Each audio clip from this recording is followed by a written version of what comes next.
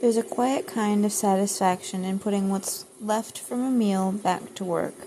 The act itself feels timeless, taking the remnants of something once shared and turning it into nourishment once more. Today we're taking the bones of last night's chicken along with onions and garlic and letting them simmer low and slow into a rich golden stock.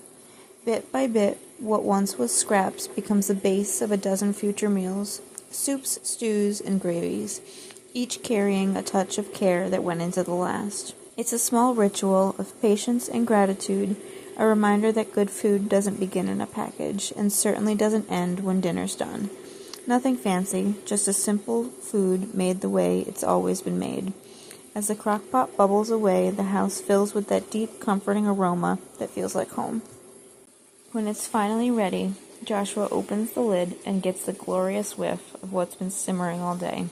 The air fills with rich scent of roasted bones, garlic, and onions, the kind of aroma that makes a house feel alive. When he lifts the heavy pot, far too heavy for me to manage on my own, and carefully pours the broth through the strainer, the liquid runs clear and golden into the awaiting container, while the bones and scraps that remain tell the story of a meal already well enjoyed, and now given a second purpose. What's left behind is pure, honest stock, rich with flavor, simple in purpose, and made with care. It's not just food. It's a quiet rhythm of a home that values the work behind every bit. These small acts, saving what others might toss aside, taking the time to draw out every ounce of nourishment, are how we stay connected to each other, to the land that provides, and to the old ways that remind us that patience and gratitude are as essential to a meal as salt or fire. In our kitchen, nothing is wasted, and everything has a purpose. Even the bones of last night's supper find their way back to the table in one form or another. Getting ready to set in the refrigerator to cool, the golden broth glinting in the light, ready to become the base for soups, stews, and countless meals to lie ahead.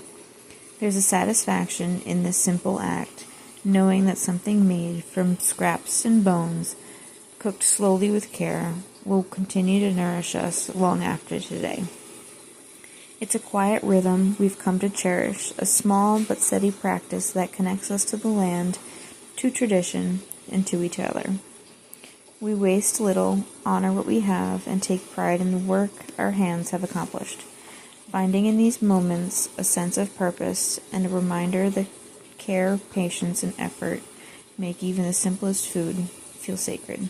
So into the refrigerator it goes, to cool and rest, patiently awaiting to nourish us again, in another meal, in another way, carrying the care and effort of today forward onto tomorrow's table.